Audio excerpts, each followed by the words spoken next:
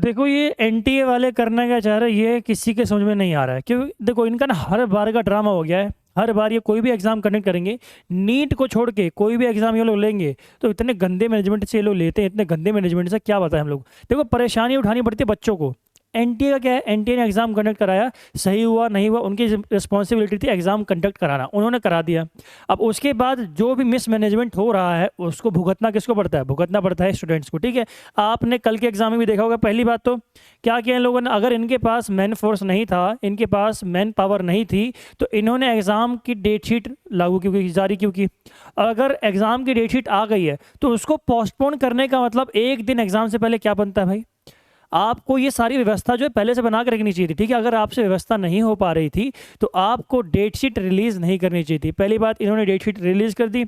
उसके बाद एक दिन पहले इन्होंने क्या किया, डेट शीट को अपने चेंज नहीं किया, इन्होंने शेड्यूल को ही चेंज कर दिया एग्जाम के। ठीक है, अब ये मैनेजमेंट, इसका भुगतान किसको करना पड़ेगा, बच्चों को, क्योंकि बच्चे जो शेड्यूल के साथ जा रहे थे अपना वो मिसमैनेज हुआ। अब दिल्ली के बाहर के एग्जाम देखो, कई सारे सेंटर्स ऐसे थे। फरीदाबाद में एक सेंटर ऐसा था जहाँ पर बाहर साफ साफ लिखा गया था कि ये सेंटर पे आज एग्जाम नहीं होगा। अब जो नोटिस है एनटी की तरफ से, उसमें क्या लिखा था, उस नोटिस में लिखा था कि सिर्फ दिल्ली के एग्जाम कैंसिल है। क्या फरीदाबाद दिल्ली में आता है? अरे आपको दिल्ली एनसीआर लिखना चाहिए था ना कि फरीदाबाद के एग्जाम को कैंसिल करना है आपको। क्या लिखा आपने, दिल्ली के एग्जाम कैंसिल है, लेकिन कैंसिल कहाँ के एग्जाम हो गए, फरीदाबाद के। अब बच्चों में कन्फ्यूज हो जाएं कि ना जाएं। जो गए उनका नहीं हुआ, जो नहीं गए हो सकता है उनके सेंटर पे एग्जाम हुआ हो, तो उनके साथ क्या कर दिया आपने, प्रैंक कर दिया। अब ये प्रैंक उनको कितना भारी पड़ेगा ये तो बच्चे ही जानते हैं। ठीक है, फिर आपको, अगर आपको एग्जाम कैंसिल करना ही था तो सबका एग्जाम कैंसिल करते भाई। ये क्या जीटी का कल का एग्जाम आपने ले लिया जो दिल्ली के सेंटर से बाहर हैं, और जो दिल्ली में है उनका एग्जाम बाद में, फिर आप लोग नॉर्मलाइजेशन लाओगे। ये तो एग्जाम हार्ड हो गया, वो इजी करेंगे तो नॉर्मलाइजेशन आएगा, फिर रैंक निकालोगे। ये सिस्टम ऐसा आपको नहीं करना चाहिए। ठीक है, आपने बहुत गंदा मैनेजमेंट किया है। ऊपर से चलो एग्जाम आपने कंडक्ट कर भी लिया, एग्जाम के सेंटर्स पे ऐसे ऐसे टीचर्स को, ऐसे इन्विजिलेटर्स को रखा गया है जिनको कोई ट्रेनिंग नहीं दी गई थी, उनको पता ही नहीं करना क्या है। देखो आप मैसेज देखोगे नीचे, अगर आप देख पा रहे होगे ना, आपके सामने कुछ कटआउट शो हो रहे होंगे। ठीक है, आप सीरियस में पढ़ो क्या है। एक बच्चे ने लिखा, हमारे ब्लॉक में एक तो वो दोनों टीचर्स खुद आराम से गप्पे मार रहे थे। यार आपको उन टीचर्स को ट्रेन करना चाहिए था कि जिस टाइम पे एग्जाम चल रहा है उस टाइम पे आपको कोई डिस्टर्बेंस, कोई नॉइस क्रिएट नहीं करनी है। बच्चे इतनी दूर से एग्जाम देने आए, आपकी बातें सुनने नहीं आए हैं। ठीक है, आपको अगर बातें करनी है बाहर जाओ। पहली बात तो बातें करनी क्यों, आपको 1-1.5 घंटा आपके सहन नहीं कर सकते भाई। एनटीए वालों कहाँ से उठा के लाए थे इन्विजिलेटर्स अपने। फिर आपने क्या, आपने सेंटर पे कितनी देर पहले बुलाया, 1 घंटे पहले, तो क्या उस टाइम पे आप लोग फॉर्म फिल नहीं करा सकते हैं। जो भी डिटेल्स आपको फिल करानी है वो आपको टाइम से पहले डिटेल्स फिल करानी चाहिए थी आपको। आप पेपर के बीच में बच्चों का टाइम वेस्ट करवा रहे हैं। ठीक है, डिस्टर्बेंस अलग से क्रिएट कर रहे हैं। जो बच्चों को आ रहा है दिमाग में, एक तो आपने ऐसा एग्जाम निकाले कुछ आए ना, फिर जो आ रहा है वही भूल जा रहे हैं वो लोग। तो ऐसे आपको मिसमैनेजमेंट ऐसे किसी को उम्मीद नहीं थी जो एनटीए ने इस बार किया है। हालांकि इसका हर बार का ड्रामा हो गया है। पिछली बार भी कई सारे सेंटर्स पे जाके पता चला था बच्चों को कि भाई यहाँ पे तो एग्जाम ही नहीं उनका आज। ठीक है, तो ऐसी मिसमैनेजमेंट, जो एनटीए जैसी एक ऐसी ऑफिशियल एक संस्था है आपकी, इतनी बड़ी रेपुटेटेड संस्था है, ऐसे काम आपको शोभा नहीं देते। ठीक है, आपको सुधार करना चाहिए अपनी वेबसाइट में, अपनी टीम में, अपने मैन पावर में। आपको हर चीज़ में सुधार की ज़रूरत है। या तो आप एग्ज़ाम कंडक्ट कराएं ना, और अगर कराएं तो भाई बच्चों का नुकसान नहीं होना चाहिए। ठीक है, आपका कुछ नहीं होता, नुकसान किसका होता है, बच्चों का। तो बच्चों के फ्यूचर से खेलने का अधिकार आपको किसने दिया भाई, क्या गवर्नमेंट ने दिया हमारी। आपको इलेक्शन जो है इतने आपके लिए इंपॉर्टेंट है। इलेक्शन कब है, 25 तारीख को दिल्ली में, और आपने इलेक्शन का ढिंडोरा पीट के, इलेक्शन का रोना पीट के आपने अभी से एग्जाम कैंसिल करने चालू कर दिया आपने। भाई बच्चों का फ्यूचर जरूरी है आपके लिए। ठीक है, होना चाहिए बच्चों का फ्यूचर जरूरी। आपने ठेका बच्चों के एग्जाम का लिया है, आपने इलेक्शन कंडक्ट करने का ठेका नहीं लिया एनटी वालों। ठीक है, इस पर आपको फोकस करना पड़ेगा, ध्यान देना पड़ेगा।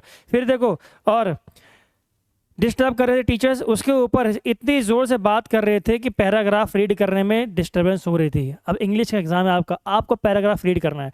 पैराग्राफ रीड करने का मतलब क्या है, नीचे आपके जो क्वेश्चंस हैं उनको आपको दिमाग में पूरा कॉन्सेंट्रेशन के साथ आपको पैराग्राफ रीड करना पड़ेगा। अब आपके सामने टीचर बातें कर रहे हैं, आप क्या कर पाओगे, आपको इस चीज़ पे ध्यान देना पड़ेगा। ऊपर से मामा जी हमारे क्या लिख रहे हैं, CUET UG common sense successfully across India. अरे बाप, क्या है भाई, कुछ भी लिख रहे हो क्या, कहाँ सक्सेसफुली कंडक्ट करा लिया आपने। इंग्लिश के पेपर ऐसा जारी किया कि बच्चों की हवा टाइट हो गई है। ठीक है, इंग्लिश के पेपर में 4-4 पैराग्राफ, वाह। 1 घंटे का एग्जाम है, 1-1.5 घंटे का, उसमें आप 4 पैराग्राफ दे रहे हो। अरे शर्म करो यार, मजाक कर रहे हो क्या। मतलब एग्जाम सेट करने से पहले आपने कोई रणनीति नहीं बनाई थी, आपको टाइम टेबल को ध्यान में रख के चलना चाहिए था। ठीक है, आपने जो टाइम पीरियड निकाला है उस टाइम पीरियड के अंदर अंदर एग्जाम सॉल्व कर पा रहे हो कि नहीं कर पा रहे हो। जिसने एग्जाम सेट किया उसको पकड़ा दो भाई, खुद ही सॉल्व कर ले फिर वो। ठीक है, ऐसा पेपर सेट करते हो आप लोग। लिख रहे हैं भाई साहब कि successfully cross India attendance surpassed 75%। शर्म नहीं आ रही? कितनी अटेंडेंस? 75%। 25% कहाँ गए भाई? क्यों नहीं आ रही पता है? आपके मिसमैनेजमेंट की वजह से। ठीक है, कोई कहीं घूम रहा होगा अलग सेंटर पे, कोई किसी सेंटर पे घूम रहा होगा, कोई रिक्शे में घूम रहा होगा। तो कई सारे बच्चों के साथ पता क्या हुआ, इतनी दूर सेंटर दे दिया है कि मेट्रो स्टेशन से पहुंच ही नहीं पा रहे हैं वो लोग। मेट्रो छोड़ो, बस स्टॉप से 10-10 किलोमीटर दूर दिया है, और वो बच्चे कहाँ से जाएंगे भाई वहाँ पे?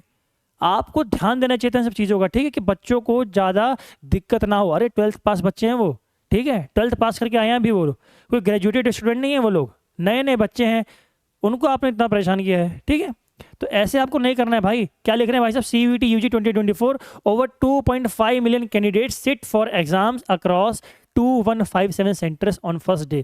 आपने वाहवाही तो बटोर लिया कि फर्स्ट डे हम लोग इतने बच्चे ले आए हैं। अरे मैनेजमेंट तो कितना घटिया किया आप लोगों ने। मैनेजमेंट किसी ने कोई ध्यान नहीं दिया। ठीक है, एक ने लिखा है 15 मिनट एप्लीकेशन नंबर और रोल नंबर वगैरह में निकल गए और हर 5 मिनट में सिग्नेचर करवाने वाला दलाल आ जाता है। अरे भाई एक बात बताओ, एग्जाम के बीच में आपको सिग्नेचर कराने की क्या जरूरत है भाई? एग्जाम सेंटर के अंदर आप लोग 1 घंटा पहले, आधा घंटा पहले एंट्री क्यों दिलवा रहे हो बच्चों को? फिर उस टाइम पे क्या कर रहे हो आप लोग?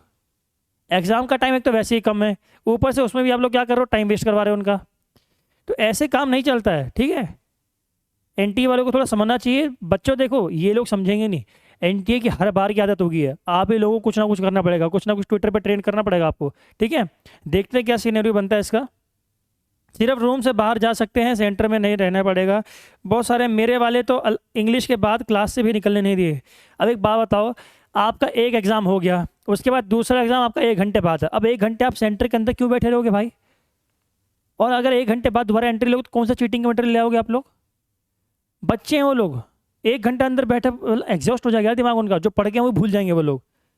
या तो आप चाहते हो कि सिलेक्शन हो ही ना बच्चों का, और अगर चाहते हो सिलेक्शन हो तो उनको भाई उस तरह से ट्रीटमेंट दो ना। आप लोग ट्रीट नहीं करो ढंग से। ठीक है, ये कड़वे बोले, लेकिन क्या बोलूँ मैं, कई सारे सेंटर से पंखा ही नहीं चल रहा है, बताओ। अभी इतनी गर्मी है, माइनस क्या हूँ, 43-45 डिग्री प्लस टेम्परेचर जा रहा है यहाँ पे। ठीक है, और आप इतनी गर्मी में बिना पंखे को उनको बैठा रहे हो। खुद बैठ जाओ, खुद तो AC वाले रूम में बैठे हुए हो। ठीक है, अपना तो AC की हवा खा रहे हो आप लोग, और बच्चों को गर्मी में मार रहे हो। यार एग्ज़ाम है उनका, थोड़ा समझना चाहिए आपको। ठीक है, मुसीबतों में होकर कोई एग्ज़ाम नहीं देता है। ठीक है, तो ये कुछ पॉइंट्स हैं जिनमें हमें चर्चा करनी थी। NTA ने मिसमैनेजमेंट तो किया है, बट क्या कर सकते हैं, आगे की राह क्या होनी चाहिए? देखो बता देता हूँ आगे की राह क्या होनी चाहिए आपके लिए। अब जो हो गया हो गया, आगे जो आने वाले एग्जाम्स हैं उन पे फोकस करो अब। ठीक है, अब जो हो गया उसको भूल जाओ। NTA की गलती थी तो NTA को अपनी ज़िंदगी से दफा कर दो। ठीक है, काट दो उसको अपनी ज़िंदगी से। NTA का नाम लेना ही नहीं है आपको, अपने एग्ज़ाम से मतलब रखना है। अब एग्ज़ाम जैसा जा रहा है, अब आपका जो एग्ज़ाम जैसा गया, अगले एग्जाम पर उसका इफेक्ट बिल्कुल नहीं पड़ना चाहिए। दिमाग से सारी चीज़ों को निकाल दो। NTA ने क्या क्या नहीं किया, इसके ऊपर चर्चा करने के लिए एग्जाम के बाद बहुत टाइम है, चर्चा आराम से बैठ के करेंगे। ठीक है, अभी फोकस करो नेक्स्ट एग्जाम पर। जो भी नेक्स्ट एग्जाम है उसकी तैयारी दोबारा शुरू कर दो। ठीक है, उस एग्जाम में आप कोई कमी मत छोड़ो, कोई कसर मत छोड़ो, बिकॉज NTA वाले तो चाह रहे हैं आपकी सिलेक्शन ना हो, बट आपको ना थप्पड़ मारने के NTA वालों के। ठीक है, ये थप्पड़ कैसे मारोगे? ये थप्पड़ मारोगे आप लोग अपने सिलेक्शन से। सिलेक्शन लो और बता दो भाई, आपकी इतनी अव्यवस्था के बाद भी हम लोग जो स्टूडेंट है, जो मेहनत करना जानते हैं, हमने सिलेक्शन ले लिया है। ठीक है, तो ये मोटिवेशन अपने अंदर लाओ कि भाई देखो, जितनी मुसीबतें हैं, बाधाएं आती हैं, आए खिरे गगन की घोर घटाएं। ठीक है, तो गगन जो है उसकी घोर घटाओं से घिर जाओ, लेकिन अपने आप को निराश मत करो, अपने आप को हताश मत करो, हार ना होने दो अपनी बस। ठीक है, आपको जीतना जरूरी है आपके लिए, आपको अपना सिलेक्शन लेना जरूर है। ठीक है, यही इनके लिए थप्पड़ होगा मुँह पे, डायरेक्ट जाके तो मार नहीं सकते हो। ठीक है, तो आपको इनडायरेक्ट थप्पड़ मारना है अपने सिलेक्शन से, फिर आराम से ट्रेन करेंगे, सब कुछ बनाएंगे वीडियो आपके साथ बैठ के आराम से। ठीक है, चलो आज की वीडियो में इतना ही। मोटिवेटेड रहो, पढ़ाई को जारी रखो। जय हिंद, जय भारत।